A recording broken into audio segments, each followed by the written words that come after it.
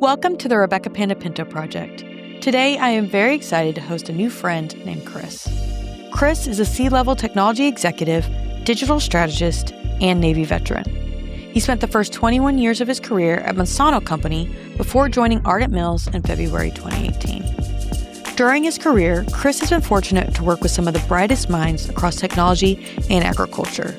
This allowed him to learn, grow, and develop a love for the combination of technology and business, specifically related to food production and manufacturing. He is a strong proponent of design thinking and letting processes dictate technology to ensure the right outcomes are achieved across the critical initiatives for the different companies that he has served throughout his career. Chris has also been fortunate to speak at numerous trade shows and industry conferences on the innovative ways in which his team continues to drive operational efficiencies and products for their teammates, partners, and customers. Outside of work, Chris is married to Diane, and together they share 3 children. Now, when Chris is not spending time with his family or at work, you will usually find him on a golf course, as he's an avid golfer. He also really enjoys traveling, hiking, mountain biking, and going to anything Disney. We had an amazing conversation today, where together we learned more about how technology is influencing the manufacturing industry. Enjoy the show. Chris, welcome to the show today. Yeah, thanks for having me. It's good to be here. Likewise, I'm so excited because you serve such an interesting niche that I don't really get to learn more about on a day-to-day basis, but it's part of everybody's everyday world, which is the agriculture world, how we all get our food. Sometimes we just get so used to our routines in our lives that food just magically appears on our table, and that just is not the case. So I'm excited to learn more about that industry from you, and I want to start with your take on really what is involved for a successful process from farm to table for the folks that aren't used to hunting and gathering for their food anymore. Yeah, that's a big question, and we could kind of tackle it in a few different areas because a few of my stops along my career, I think, has hit in each different part of that supply chain, value chain, however you want to take a look at it. But I mean, I don't think people understand how much technology, how much science goes into creating the raw materials of food production as we go. So, I spent 22 years at Monsanto in a basically a seed business. And the whole point of that was trying to remove as much variability through the growing cycle as you have. When you've got things that are growing outside, there's a lot of stuff that are outside of your control. Farmers are the lifeblood of this country. They put so much at risk every year. And it can be wiped out via weather events, silly things that happen in the area. Any kind of natural disaster can really wreak havoc on not only individual or big family corporate farms, but the food supply in general. And a big part of what we were doing at Monsanto was really trying to take a lot of that variability out, weather impacts as we go, the continued insect pressure that you're going to feel. How do you do that and still maintain and sustain a quality crop, quality raw material that can be used to generate all the food that we need across the world, right? 8 billion people. I think they're projecting even more by 2050. The world needs food. And so the technology is critical there. And then, once you get the food out of the fields, I spent 7+ years at Ardent Mills, and now it's really around how do you make sure that you maintain quality on a new crop that comes different every time you pull it out of the field. There are different variables that are affecting your milling capabilities, and this is just one small section of the overall food industry. And you think of any of the protein based, the meat, the beef, pork, chicken, and all of the things that go into the raw materials for them to eat. I can remember we used to talk a lot around it takes 8 pounds of grain to generate 1 pound of protein or 1 pound of meat typically. And so you've got to produce a lot more grain if you want to continue to keep that the beef, the pork, the chicken, any of the other protein foods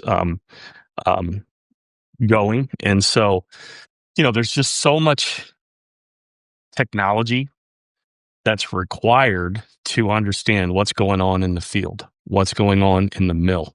Where are we at as far as our grain, our silos, our inventories, making sure that we understand how that grain is going to respond when we create products for our customers, big customers, small customers. Think about pizzas, very specific flour that you need for pizzas, the 00, a little bit, cake flours, lighter in protein, bread flours, all purpose flour, which I think is the one that most people are used to as they think about what they buy. But there are so many different variabilities in that. And you need a lot of information. You need a lot of data. You need a lot of that at your fingertips so that your teams can make quick snap decisions to make sure that they're doing everything that they need to maintain a certain quality, food safety, and making sure that it's going to perform the way we expect it to perform. You made a good point too of, obviously we all need food, but more importantly, we all need real food. you know, you could get out of the game and start producing candy and cereal and these different things that are all processed and don't need the natural things we get from the ground and we get from the farmers. But is that really good for us? Is that what we really are going to build a future on? I think we still need some natural foods. So are there some comparisons in the way different groups approach production when it is something, truly farm to table versus something that may have a processed element? Yeah, I think they're similar, but you still have to be mindful of the fact that you think about farm to table, you think about any of these restaurants or the organic food places that are managing it. There's still a lot of, again, technology, information. Quite frankly, you've got to make sure that you're, again, managing pests, you're managing weather, you're managing any kind of soil nutrient issues, making sure that you're continuing what I would say to give back to the environment. You can't just strip from the environment. You got to give back. So how do you rotate and blend crops to make sure that you're putting nutrients back into the field? So regardless of whether, and again, most processed foods are also going to start with, candy's probably not the best example of it, but when you start thinking about, processed foods can mean or think anything, right? I think about, Oreo cookies, vanilla wafers, these things that people would buy on the shelves. They have, more ingredients in them to make sure that the shelf life stays and that they, that they can be consumed. And so a lot of people look at those as processed foods. They're still also starting from raw materials as well. They still have a functionality element they needed to do. But when you start talking about, say, like organic foods or these places where you want to be pulling, from the farmer's market and you want to pull the fresh tomatoes off the vine and you want to make sure that those are just as hard to grow. Those need just as much attention, information. They, potentially need insect protection, whatever that looks like. They need weather protection, whether it means they're being grown in a glass house, a greenhouse, or outside. But all of that will have a number of variables that you have to manage. And again, by managing those variables, it's all about data. It's all about having information, generating information, seeing what that information looks like and how it helps you to make the right decision at the right time. You had an interesting use case you've shared with me in the past too around helping a lot of these specialists in the field to scale themselves by using augmented reality and to be able to like direct different labor who's out in the field from the comfort of their home. How has Yeah, that come yeah. together and help us understand a little bit more specifically where it's being executed? Yeah, it kind of got accelerated during the pandemic. When the pandemic hit and we weren't able to get out to the mills directly, in particular, I'm going to use some Ardent Mills examples as we went. What we started using was we started looking into things like Google Lens, HoloLens from Microsoft, and others to allow this augmented reality capability. Well, one, we have to do routine audits on our facilities to make sure that they're still complying. And obviously, during the pandemic, people weren't able to travel. You weren't able to get the auditors out to the field. So what we were able to do is we were able to send out HoloLens capabilities. We decided to go with Microsoft's capability because we were a Microsoft shop. But what it allowed is it allowed somebody at the mill, because our mills had to still be manned. So we had people at the facility, but instead of sending the auditors out, we could be the eyes for the auditor. Just had to make sure that they had the geolocation to know that we were where we were at, that it wasn't pre-recorded. So you're doing some of these set questions ahead of time so that they know, okay, this is what's happening today. And then our folks can walk around while the auditor is taking a look and is seeing everything that our people are seeing. So if they needed to go take a look at one of the lines, one of the sifters, how are our grinders performing, whatever the quality lab tests are, if they could go and they could do their audit with this HoloLens, get the data and the information that they need, and perform the audit. We realized that we were onto something there, and that it would also help us. So from an IT perspective, we wanted to send out HoloLens capabilities every one of our mills, because they could be our boots on the ground at the mill itself. If we had a router problem, we don't have IT people at every one of our mills. We weren't big enough to scale there. So what we could do, though, is we could find somebody at the mill, put on the HoloLens, and then we could troubleshoot what's going on with the router, the server, or whatever it is by pointing and draw. You can draw little arrows if you haven't seen the augmented reality that Microsoft does through Teams. It works really, really well, and they can hear. So we had to put, noise canceling headphones. We had to get them retrofit so that they could work with the hard hats, because you got to wear hard hats in the mill. But it allowed us to, again, have, boots on the ground, walk them through. Hey, plug it into here. Unplug this. Hey, I can see the problem. There's an error message here. Can you tell me what that error message is? This is what you need to do. This is how you reset that. It allowed us to quickly fix issues that we were seeing and having at the mill. And so we started using it. And then we said, because we were having majority of our tenured maintenance folks were getting ready to retire. And maintenance at any plant is a big, big deal. And knowing where and how to keep things running and what you need to do. And so then we started thinking about, well, as people are ready to step away, would they still be interested in staying engaged, but maybe not at a full-time capacity?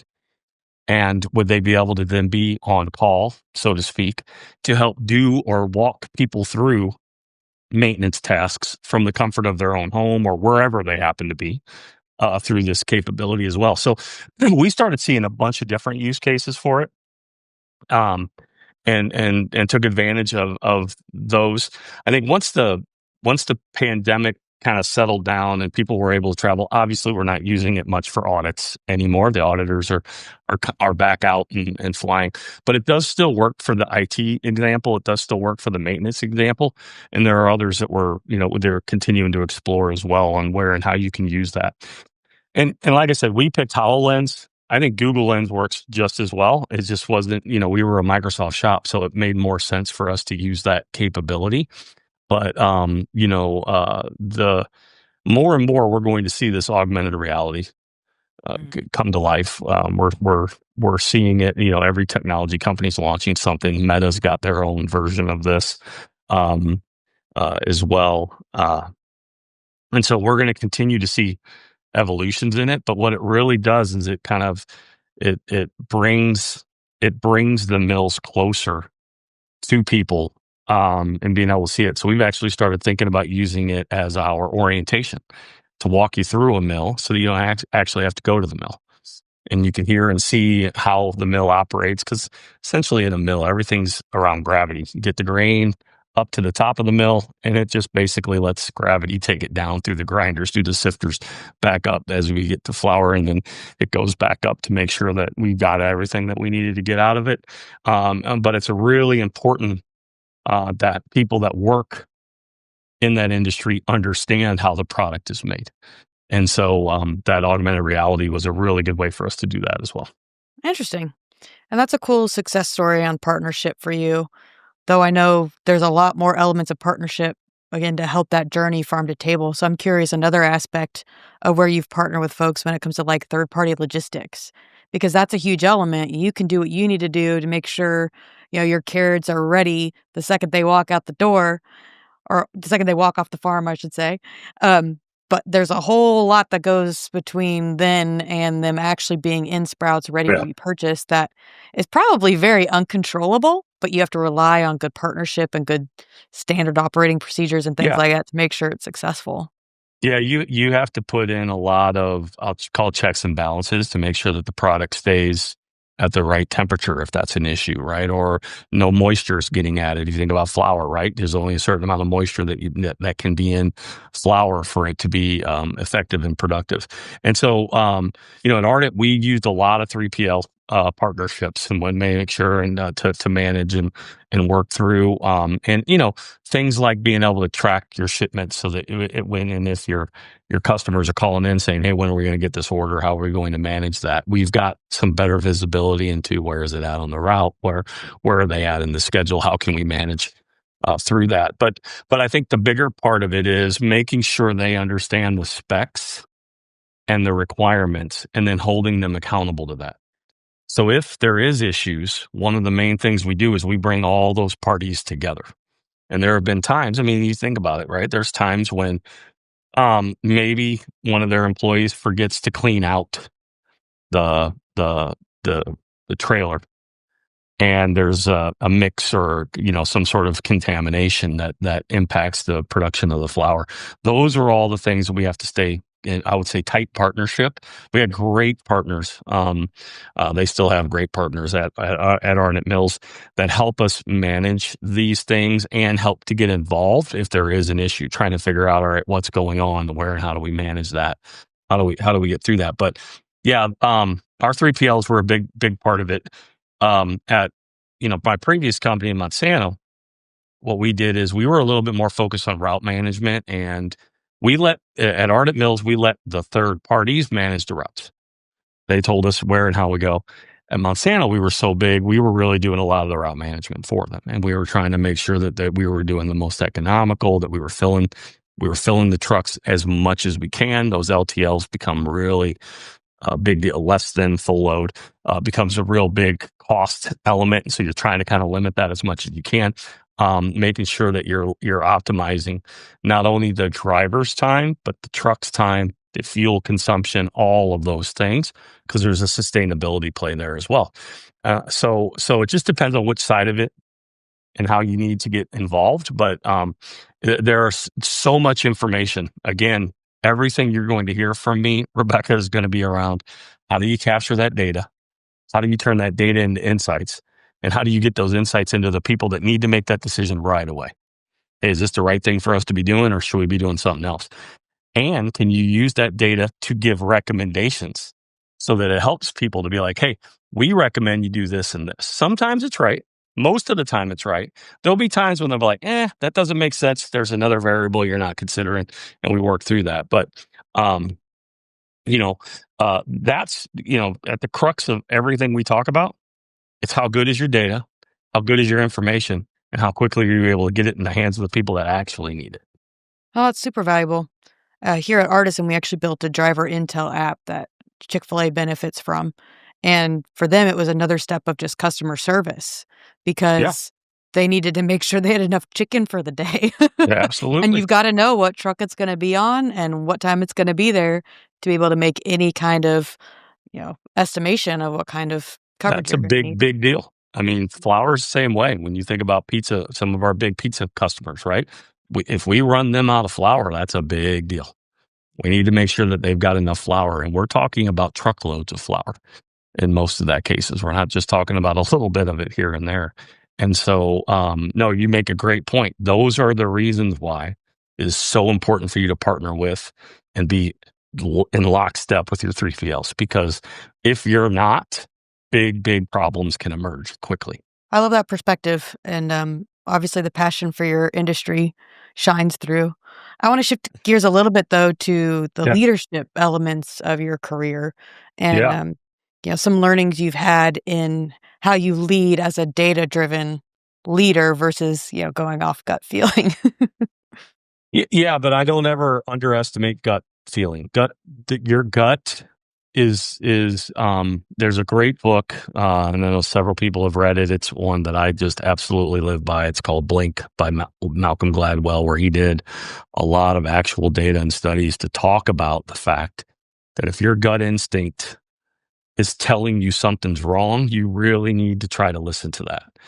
And what I would tell you is, although I believe in data, I want to understand data, but if there's anything in my gut telling me not to, I've learned enough now to know, hey, I'm going to slow this down a little bit until I understand a little bit more about what's going on. So I don't ever want to take your gut out of it, but there's a lot of data and information that can continue to be leveraged as you develop people.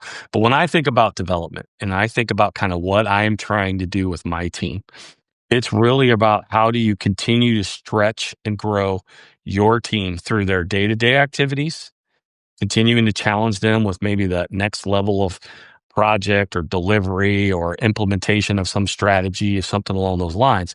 And really, I believe that you really work in one of three zones. You can work in your comfort zone, and most people will tell you when you're in your comfort zone, you start to get on autopilot. You're not learning. It's hard to learn in your comfort zone. It's hard to when you're trying to kind of step outside of what you've been doing all the time. That's when you enter the learning zone, as I like to say. And that's where you do most of your growth, where you're uncomfortable, where you're forced to make and learn something new or some new variables or whatever it is. But you got to be very careful. You never push people out into what I like to call the terror zone. And that's when you basically can paralyze or cripple them to where there's so much changing around them, so much new that they really don't even know what to do next. And that's not a great place for anybody to be. We've probably all been in a situation or two in our lives when we know what I'm talking about, that terror zone, right?